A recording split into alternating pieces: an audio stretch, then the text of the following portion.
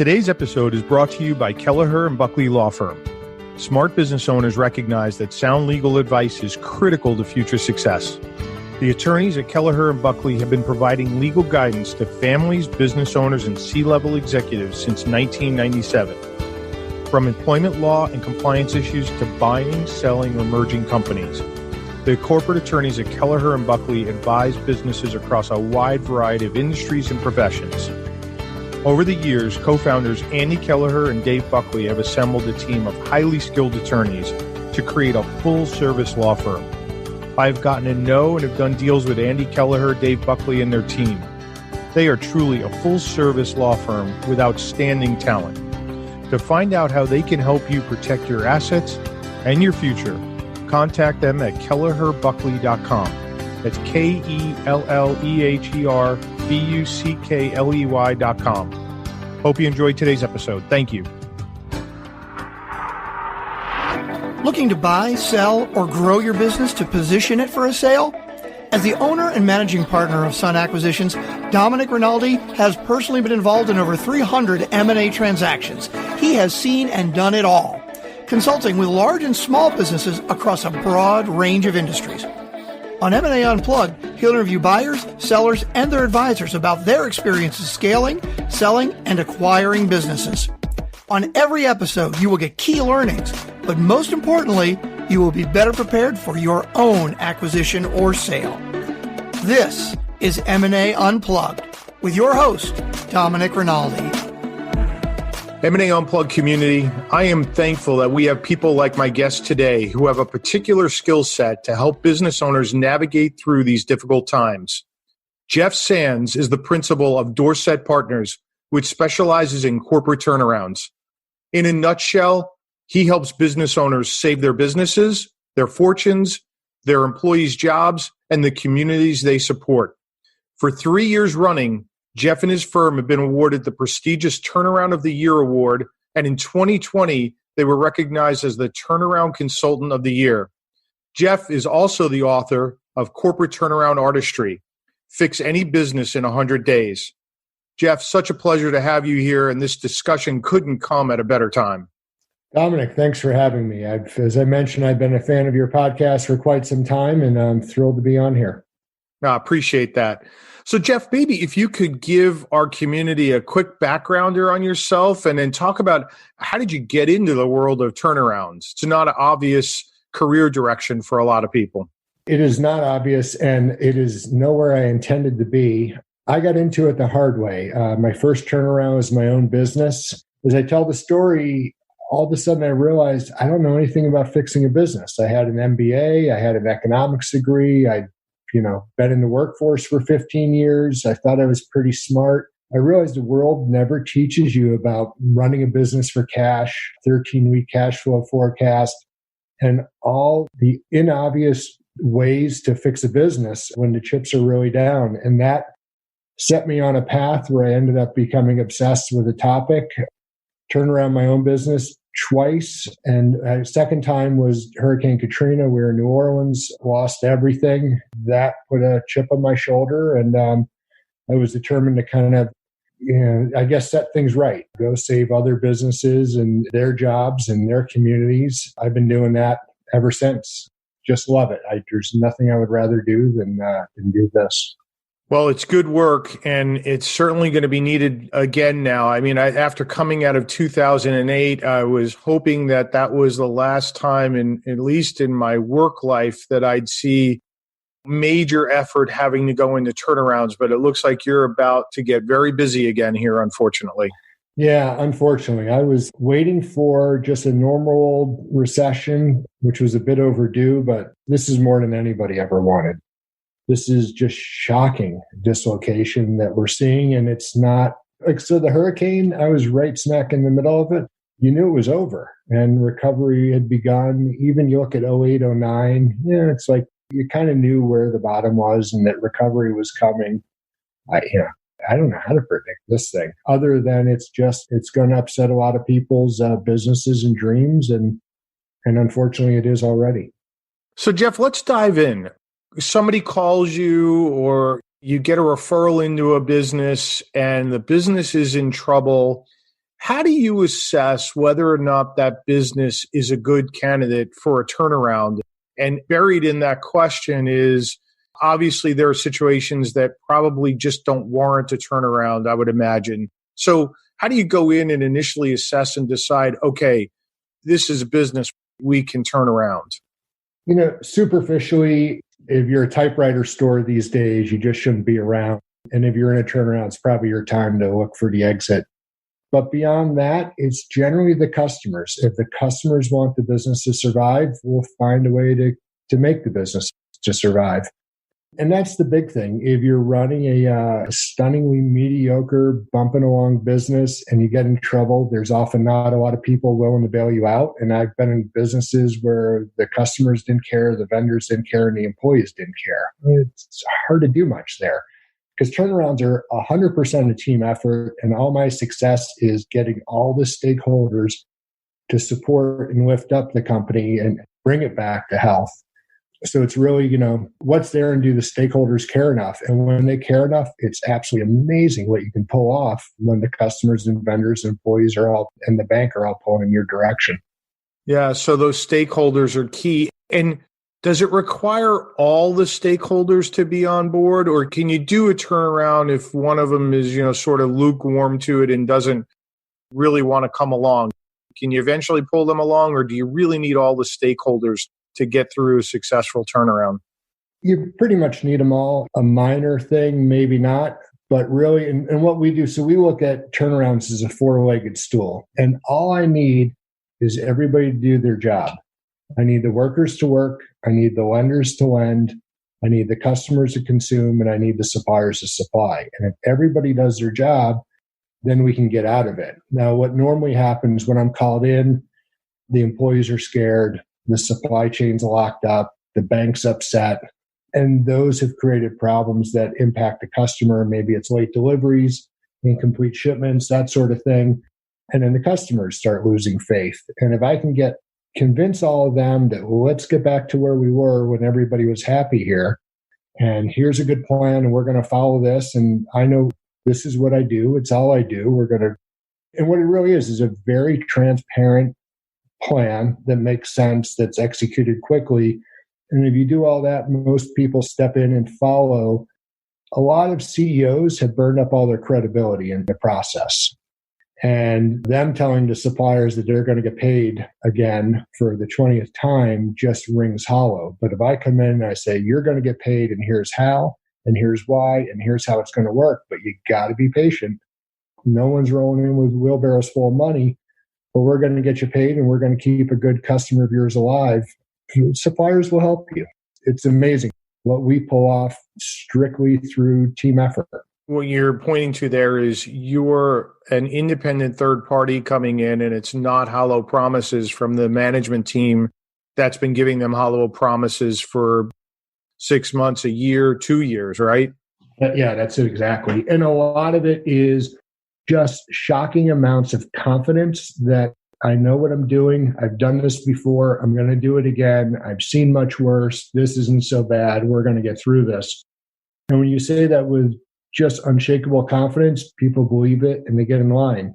Now, of course, business owners can do that too, and they have to in these situations. And if I was going to self-criticize, I did not project the confidence I needed to and should have in my first two turnarounds, mostly because I was completely over my head. I didn't know what I was doing. But even so, that was my role, and I failed at that role. You have to, and I flat out fake it at times, and the results turn out great because everybody bought into, we can work our way out of this, even if I thought it was impossible. You got to get everybody believing. And that's, in a time like this, that's the CEO's job, is and the board, and to project that confidence and get everybody to rally around. It's a lot of a numbers game. There's 100 companies in bank workout department. Somebody's ranked last and somebody's ranked first. And if you're the A student showing up every day with a smile on your face, just willing to take the beating with a chipper attitude and determined to work your way out of this, people are really going to treat you well, and they're going to reward you for your hard work and attitude. And if you're at the other end, either freaked out and like frozen in place because you can't process everything that's going on, or, you You don't want to let go of the fantasy of success that was in your head, and you don't want to face reality like it's hitting you today. If you're those folks, you end up getting chewed up by the bank and and they go and they liquidate their collateral and you get ground up, and the numbers can be the same. The balance sheet can be the same. All the problems can be the same. It's entirely attitude that pulls you out of this. Yeah, we say the same thing in M&A. Leadership really matters. These are healthy deals, but you have to provide good leadership to your clients. And when you can provide good leadership and be confident because you've got years of experience and how many deals behind you, they'll follow. And that really, really matters. So let's talk about business owners for a second. Mm-hmm. And let's wind back to your first introduced to a business owner. What questions should a business owner be asking themselves before they decide to retain you and your firm? Because I think from an outsider looking in on turnarounds, because we haven't really done a lot of turnarounds, you have to be committed to the process as an owner and a CEO. So what sort of soul searching should they be doing, do you recommend, with themselves before they retain you? I've never been asked that question, but while you were asking it, what popped into my head is picture the morbidly obese person outside of, Weight Watchers or Planet Fitness. What's in their head is all that matters. Are they truly, honestly resolved to fix their problems, a bit freaked out, a bit scared, but 100% committed to getting out of this situation? If that person has that attitude walking into the gym, a year later, they're going to be a different person. But if they're the kind of person that just goes along with it and doesn't have that commitment, things aren't going to change. I use the Rocky Balboa analogy with clients a lot because everybody's seen the movie. They know it. Like, if you're willing to get up at 4 a.m. and drink a whole glass of raw eggs and run around like a maniac and completely exhaust yourself, I will absolutely positively get you out of this hole, and we're going to have a fun time doing it. And we're going to leave everybody else in the dust, because the folks who aren't drinking the, metaphorical glass of raw eggs, they're the ones that are going to catch all the problems. Turnarounds are all about speed and precision. And if you know what to do and you do it fast and aggressively, you're going to pull out of it, because all your problems only move so fast. The bank only moves so fast. Reality only moves so fast. And the law only moves so fast. And you can out-hustle all of them if you know what you're doing and you go strong in the right direction. So I'm curious how you test that in your world and in Owners Resolve, because in healthy transactions, one of the things that our team will ask owners to really test their motivation around selling the business is, what are your plans post-transaction? What are you looking to do? And when they can describe to us in tremendous detail what they're doing the day after they sell the business, we know they've got their heads wrapped around selling. How can an owner, and how do you test whether the owner's got their head wrapped around a turnaround? Can you, or is it just too chaotic of a time to really be able to pinpoint that person's really ready? The extremes are easy. The person who says, get me out of this, I don't care. I remember I had a CEO of an $80 million trucking company who said, I don't care about anything in the world. I don't care about my kids. I don't care about my dog or my wife. Get me out of this damn bank. And that's the only thing I care about. That was obvious. I get others, the other end. They want the results to change. They don't want the inputs to change. They want to keep the fancy car. They want to keep the country club membership going. They want to keep all the dumb things they've been doing going. And they're not truly committed to salvation. And, most folks are in the middle. And quite frankly, I was in the middle. I was confused, scared. My pride had been wounded, all that stuff.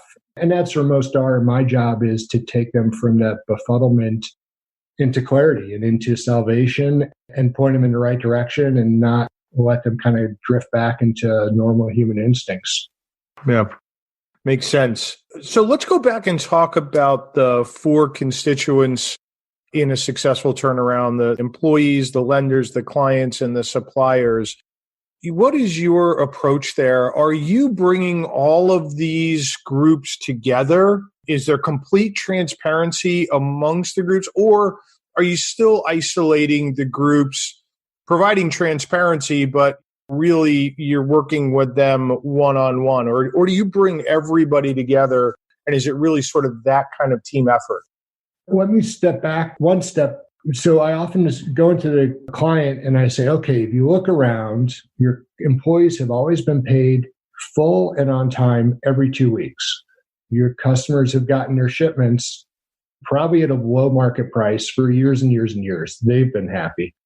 Your suppliers have, up until recently, were always paid completely and on time, but somehow you're broke, which means we're just uneven. The customers have to pay a bit more, the suppliers have to discount a little bit more, and the employees have to work a bit harder because equity everybody can't benefit except the owner. Everybody has to benefit equally. And then when we go into it, everybody's got to do their job. So it's as much transparency as I possibly can. I will do the first two things I do is a 13-week cash flow and a liquidation scenario. Here's what we got, folks. This is the most reality-based thing you'll ever face. I absolutely share that with suppliers. But listen, I'd love to pay you. Here's the situation, but here's the path of how we get out and how you get paid. And we absolutely do that with the bank because, quite frankly, the bank's already doing a liquidation analysis, and I want to make sure I'm comparing mine with theirs. The customers, you don't want to freak the customers out, so we generally protect them and make it seem more operational with maybe a little bit of cash flow issues, but nothing for you to worry about. We're on this. And employees, we're straight up honest with them, maybe not bearing all the numbers that they can take home and analyze, but I tell them, listen, y'all, it's no secret. The company is in trouble. They haven't been repairing equipment. They haven't been reinvesting in their employees. We're broke, but the bank's going to support us, and we're going to get everybody else's support, and we're going to work our way out. But quite frankly, I need you all to work a whole lot harder than you have been. This is sort of Rocky Balboa time for everybody. And so as far as how it lays out, are you meeting with them individually then as groups? You're meeting with the employees separately? You're not really bringing the banks and the employees and the suppliers together. Correct. You're dealing with them in silos and yet being transparent with all of them equally. Yep, in silos, and then often building contingencies. We saved a business last year that was in the process of closing. We ended up buying it 2 months after it closed. We got the politicians to support us, and then we got customers to support us, and then we went into the suppliers and said, hey, the state's going to give us some grant money. The customers are with us. We need you to be with us. We got the suppliers. Then we went to the United Steelworkers, who was a union, and said, everybody else is with us, but now we need your help. Will you help? And they said, yeah, we're in. And then all four of us went to the bank, kind of broke down the bank's door and got them to be supportive, initially against their will. And then we had everybody. And, if you got that, then we took it was a 113-year-old factory, it had been shut down for 2 months. We restarted it with everybody's support and help. Wow, that's tremendous. Jeff, I'm assuming there's no one life cycle of a turnaround because every situation is so different. But without putting timeframes on it, could you give us a sense for what are the major blocks that go into the life cycle of a turnaround? And is there an average of how long it typically takes? Generally 3 to 9 months. First step is controlling cash. You have to control the cash. That's your oxygen. And once it's gone, you're cooked.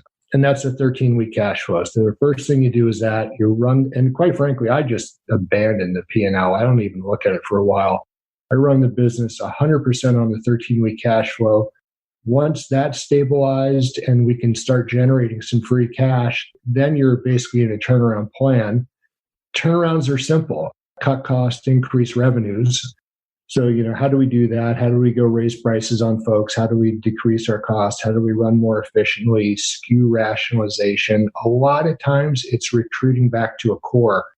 Often I'll get a call, making up numbers. They'll tell me they have a $10 million business. I'll say, send me the financials. They send them and I say, y'all are doing 7. I thought you said 10. Well, we were doing 10. We just got to get back to that. And I look at it and I say, I think there's a fabulous $5 million company. If I was going to buy it, I'd jettison the other 2 and focus on that $5 million core and get real strong there for a couple of years and build back. That's how to get to 10, not this sort of house of cards thing that a lot of folks have been doing. That's a great point. And then once you've got that strong core, then you can start figuring out, okay, where do we want to go from here? Do I want to sell the business? Do I want to hold on to it? Do I want to do an ESOP? And then really, what does the entrepreneur want with their business? Where do they want to go? And I try to drive to a point of maximum optionality within, let's call it 6 to 9 months, where, the clouds have parted, the sun's coming out again, and the owner really gets to step back with a clear head and figure out where they want to go next. And how much work, Jeff, after that 3 to 9 month period do you do on a go forward basis with a client just to make sure that they don't revert back to their old ways, get into trouble, and they really do stay the course on this new path that you've put them on? Honestly, none. They all want me gone. They all want to pretend it was a bad dream, that it never really happened. And me leaving sort of helps them paint that story in their head. I had 2 brothers a couple of years save a $80 million business, just a great business. And at the end, I said, okay, everything's fine. We got a new bank. I mean, everything's great. And I said, y'all are totally going to screw this up again in a couple of years. And here's the proposal. I can come in as a third partner and guarantee your success. It's cheap insurance policy. I'll eat last. And it was a great deal. They said no. They wanted to pretend it never happened. They didn't like running a tight ship, and they wanted to go back to their old habits. And 5 years later, they lost their business in 2 catastrophic weeks, and that was it. That's normal. They all want me gone. Yeah. Any sense for what the recurrence rate is in these turnarounds? I imagine there isn't a national statistic on this, but is it something that would surprise me? Is it 50% of the time, or is the success rate much higher than that after they've been turned around? Yeah, I would totally be guessing. It's hard to define too. Did I get them? Were they kind of a C student who, dropped down to an F? I got called in, but they're probably really happy being a C plus student. It's few that go from average to superior. Some do. And when I do an acquisition, I'll be the incredibly active turnaround manager and then move to a board seat and help. We're trying to get a perpetual C student up to A over the course of, call it 5 years. It's that slow incremental improvement. But some entrepreneurs really see the light through the turnaround. And you look at billionaires, many of them have been forged through the dark valley of a turnaround. And they say, you know what, I would never have accomplished what I accomplished without the scars and beating and life-changing event that I went through in a turnaround. And that's what changed me. Yeah. So that's a great point. And I'm assuming you've seen this throughout your career, that even though these are going to be really tough times for a lot of people, there's also going to be tremendous opportunities here, right? Tremendous. You think how hard you're moving and hustling and working in a turnaround. Your competitors are still working the same pace that they've always been. And now you're hustling twice as hard. We restructured the debt. I mean, at the end of a turnaround, you generally come out as the sharpest knife in the drawer compared to all your competitors. You've got a cleaned up balance sheet. And if you want to go kick ass, you can go kick a whole bunch of butt. Or if you want to just go back to sort of a level of comfort and, a balanced lifestyle, you can do that as well. But we try to do everything from, the P&L to the balance sheet to the org chart and get a super tuned up business. So if you compare to humans and 55-year-old, I can get a 55-year-old on the treadmill in great shape in 1 year, looking super, and they're going to have a good, healthy 5 years ahead of them. I don't know what's going to happen at the age of 80 or 90 and what pre-existing conditions there might be, but I can totally tune them up and give them a couple years of great vitality that they get to choose what to do from there. Yeah, I think that's a great analogy. Sounds like boot camp, right? You go to boot camp, you're in the best shape of your life, which was sort of the genesis of my earlier question is how many of those people can stay at that point? And I'm glad to hear that you stay on in a board position, because to me, that's a sort of discipline that they need on an ongoing basis to make sure they're staying the course and being nimble. I love the examples you've given, Jeff. Any others that you could think of that M&A Unplugged community would enjoy hearing? Yeah, I'll give you a couple quick ones. But as you were mentioning boot camp, everybody knows boot camp's tough, but you go ask anybody who's been through the military, they'll say That was some of the best times in their life. And there's the old saying, that which was most bitter to endure is sweetest to remember. And I think that's what turnarounds are. I mean, I have a blast. I try to help everybody else have a heck of a good time and make it we're going to go through this. Let's enjoy it and have a good attitude and go kick butt while we can. I'll give you a really simple one, and I'll give you a couple of the extreme ones. A really simple, super nice couple was always running out of cash about once a month. The bank was always over advancing him. And the bank said, would you just go help these poor folks? We love them to death. We're just tired of the over advance. So I figured out how to help them get paid a week earlier on average, how to pay their vendors a week later on average. Basically created 2 weeks of free cash flow, kept them away from needing an over advance. They were happy. The bank was happy, and customers and suppliers were very happy to participate. Some of the more extreme ones I've had, I was called into a company the day after the CEO committed suicide. The FBI was ready to arrest people, employees on 3 different felonies. Revenues had fallen from 45 million to 6 million. All the equipment was broke down. Nobody was really working or paying attention, and they all had a bad attitude. Detroit in 2009, revenues had fallen 90% in 9 months. The owner was going off to the hospital for 3 months of intensive cancer treatment, and executives were literally having fistfights. We made that thing profitable in 2 months, took over a paper mill that had 3 weeks from closing. The customers were all gone. The suppliers were gone. The inventories were run down. The employees were looking for work elsewhere and leaving. And I'm sure about 10 other things I can't even remember. 3 different unions. I had tremendous success there. I like the hairier stuff. It helps people focus. Little problems, people don't focus on little problems. People focus on big problems and take them seriously. And that's, I think, where you get the superhuman efforts and where we can get the great results. All mine are bad news bears stories. I never walk into Alabama's football team and create a winning season. I go into, it is the bad news bears. Everybody has a bad attitude. Everybody's been mistreated and underappreciated for years. But they all want to win deep down inside. And if I can tap into that and get everybody to say, we're going to go taste victory again, it's contagious. And that's the fuel. Yeah. Those are some tremendous stories. Although I get the sense that with this economic downturn, we're going to have more situations where things haven't been going poorly for a long time. It was due to this, international pandemic, and things turned ugly very quickly, but they're still going to need people like you to help them. And so along that point, Jeff, how does somebody know that they're bringing in a turnaround specialist that really has the goods? Like, what separates the good from the so-so turnaround specialist? So in 2008-09, it seems like every unemployed CFO in the country was calling themselves a turnaround specialist. And every CFO has either done one or always wanted to do one. And I talked to a private equity firm the other day, and he literally said, I got a buddy who's a CFO who I would call. My dad always says, that's great, but when you have a heart attack, you need a cardiologist, not a chiropractor, regardless of the price. So to answer, I would say track record. That proof's in the pudding. If somebody's kicked ass on a couple dozen turnarounds, there's something there. If they're a CFO who always wanted to do a turnaround, probably go somewhere else. And then personality, fit, temperament, that sort of thing.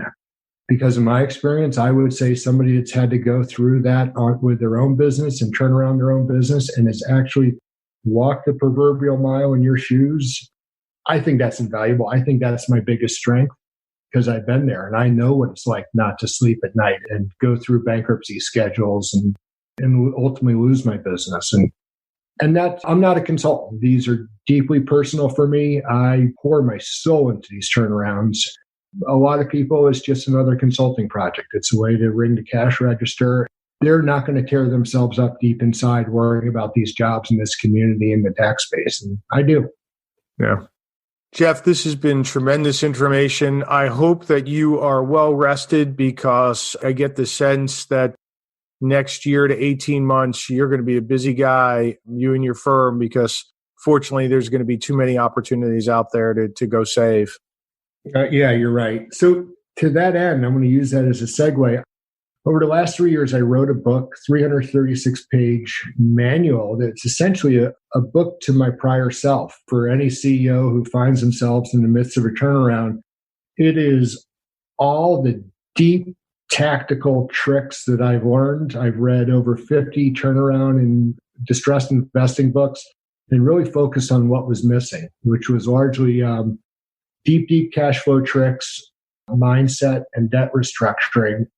The most coincidental timing ever, why we published it a month and a half ago. Wow. So, it's everything I could pour out of my head in 336 pages. It's on Amazon. And I really wrote it as I'm moving upstream and working with bigger and bigger companies. I didn't want to let the $5-10 million revenue companies not have my help. So in a way, it was let me just dump it all here and it'll always be available for everybody while I go work on bigger and bigger deals. That's great. Yeah, timing is impeccable. Jeff, if folks wanted to get in touch with you, how could they reach you? So my website is dorsetpartners.com, DORSET partners.com, and I'm simply jeff@dorsetpartners.com. Shoot me an email and happy to talk. And, we always start off with a bunch of free advice. And if there's a relationship and we want to work together, we'll probably find a way. Jeff, thanks so much. Really appreciate you being here. Thank you, Dominic. A great opportunity. And again, I'm a longtime big fan of your podcast, so keep it up. Appreciate that. M&A Unplugged community, I just want to highlight a few things that Jeff brought up, really resonated with me. First off, this is very much a team effort. If you're going down this path, if you're in a turnaround, you need to get everybody on board. If you are the owner and CEO of that business, you have to be 150% committed to this process. I don't think, and Jeff validated, you can go into this thinking you can retain some of the assets that you've accumulated over time. I think you need to go into this eyes wide open and be completely committed to the process and then work with professionals. This is not something where I think you want to cut corners and bring in people where they would hope they've done these things before. They have some minor skill set. You want folks that have done this and done it many times. All of today's information will be available in the show notes. If you would like to learn more about the process of acquiring or selling a business, please visit our website at 𝐮Hacquisitions.com or feel free to reach out to me at drinaldi@𝐮Hacquisitions.com. I look forward to seeing you again on the next episode of the M&A Unplugged podcast. And until then, please remember that scaling, acquiring, or selling a business takes time, preparation, and the proper knowledge. Thank you for joining us today on M&A Unplugged. If you enjoyed the show, please subscribe, rate, and recommend it wherever you get your podcasts. If you want more great information on how to scale, acquire, or sell a business, please visit our website at 𝐮Hacquisitions.com.